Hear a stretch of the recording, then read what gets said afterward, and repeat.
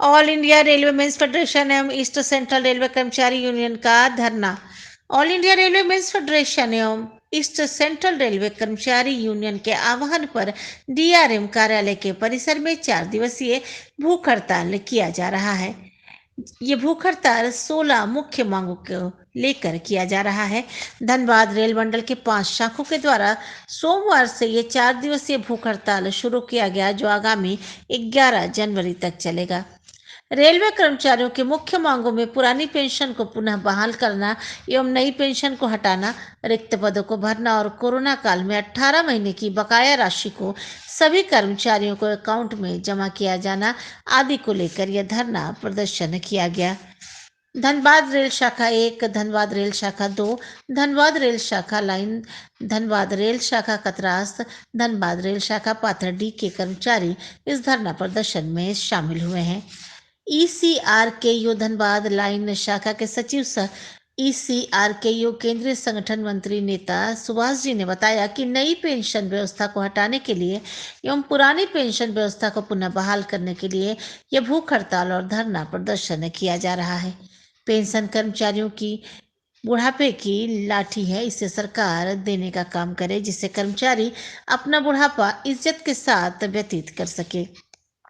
उन्होंने आगे कहा कि सरकार के द्वारा कोरोना काल में 18 महीने का डीए रोक दिया गया था, जिसे देने का काम भी सरकार करे।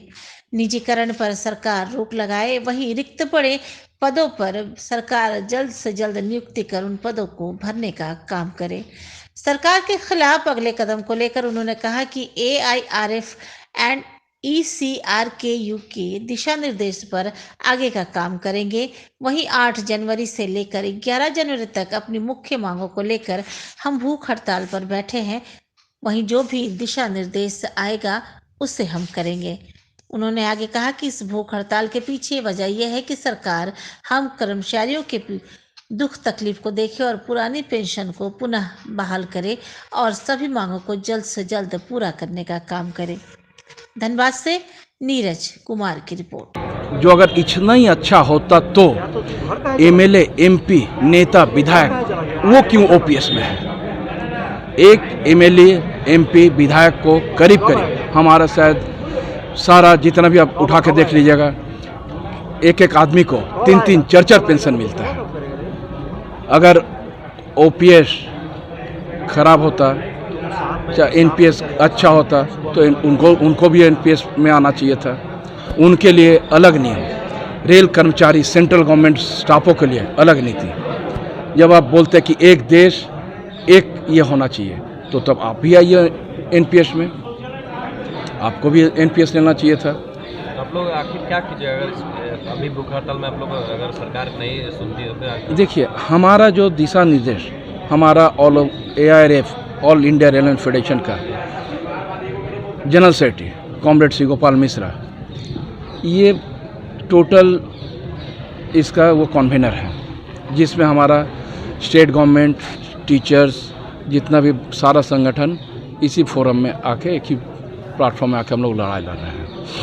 उनका जो दिशा निर्देश रहेगा, उसके बाद हमारे जनरल सेक्रेटरी प्रेसिडेंट ECRKU का जो दिशा निर्देश रहेगा, उसका तो हम लोग उसी तरह हम लोग काम करेंगे। मेरा नाम सोमेन दत्ता।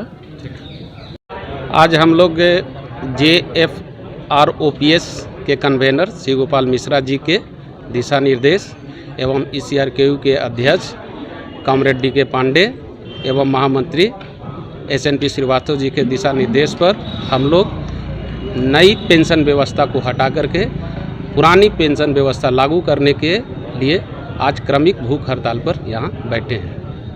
ये पेंशन जो नया पेंशन को लागू कराने के लिए लोग कई वर्षों से लोग मांग कर रहे हैं, लेकिन हट नहीं रहा है। कैसे हटेगा ये?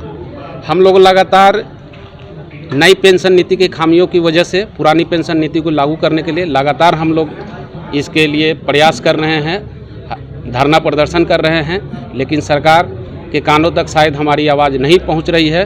तो इसी के आलोक में हम लोग आज 8 जनवरी से 11 जनवरी तक क्रमिक भूख हड़ताल पर बैठे हैं कि शायद सरकार के कानों तक आवाज़ पहुंच सके कि आप कर्मचारियों के लिए पुरानी पेंशन व्यवस्था लागू करिए।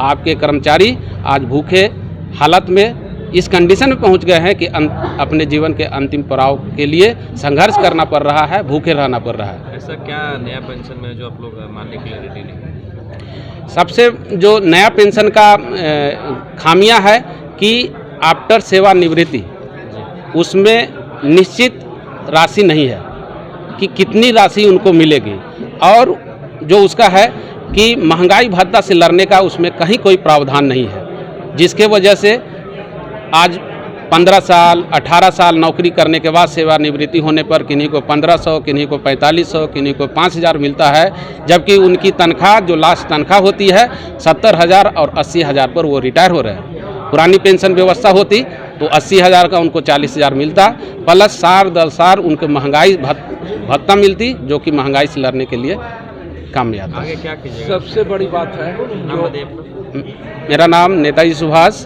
केंद्रीय संगठन मंत्री सह शाखा सचिव, धनबाद लाइन शाखा।